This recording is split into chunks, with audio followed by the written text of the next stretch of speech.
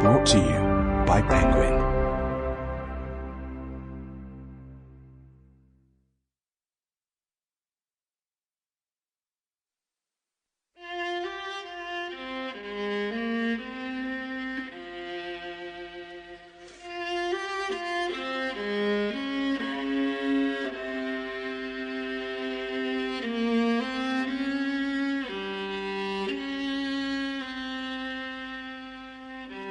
Perfume by Patrick Süskind.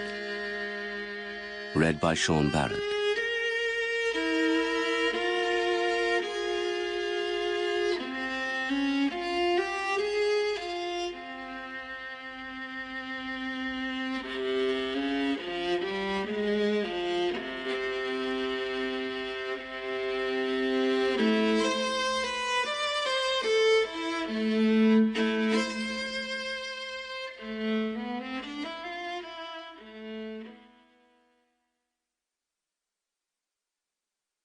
In 18th century France, there lived a man who was one of the most gifted and abominable personages in an era that knew no lack of gifted and abominable personages. His story will be told here. His name was Jean-Baptiste Grenouille, and if his name, in contrast to the names of other gifted abominations, de Sades, for instance, or Saint-Justes, Fouchés, Bonapartes, etc., has been forgotten today, it is certainly not because Grenouille fell short of those more famous blackguards when it came to arrogance, misanthropy, immorality, or, more succinctly, wickedness, but because his gifts and his sole ambition were restricted to a domain that leaves no traces in history, to the fleeting realm of scent. In the period of which we speak, there reigned in the cities a stench barely conceivable to us modern men and women. The streets stank of manure, the courtyards of urine, the stairwells stank of mouldering wood and rat droppings, the kitchens of spoiled cabbage and mutton fat, the unaired parlours stank of stale dust, the bedrooms of greasy sheets, damp feather beds, and the pungently sweet aroma of chamber pots.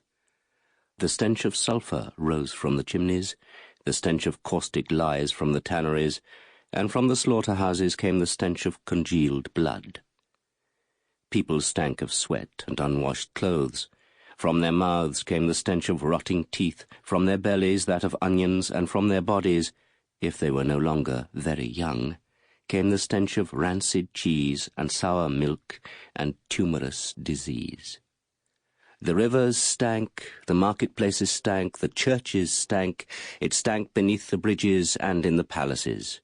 The peasant stank as did the priest, the apprentice as did his master's wife, the whole of the aristocracy stank, even the king himself stank like a rank lion, and the queen like an old goat, summer and winter.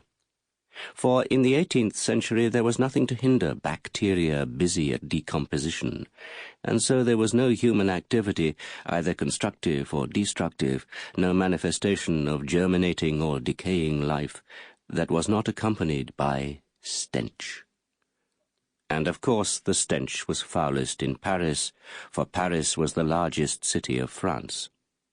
And in turn there was a spot in Paris under the sway of particularly fiendish stench.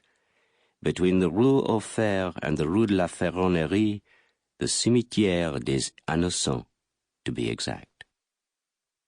For 800 years the dead had been brought here from the Hôtel Dieu and from the surrounding parish churches. For 800 years, day in, day out, corpses by the dozens had been carted here and tossed into long ditches, stacked bone upon bone for 800 years in the tombs and charnel houses. Only later, on the eve of the Revolution, after several of the grave pits had caved in and the stench had driven the swollen graveyard's neighbours to more than mere protest and to actual insurrection, was it finally closed and abandoned. Millions of bones and skulls were shovelled into the catacombs of Montmartre, and in its place a food market was erected. Here, then, on the most putrid spot in the whole kingdom, Jean-Baptiste Sample complete. Ready to continue?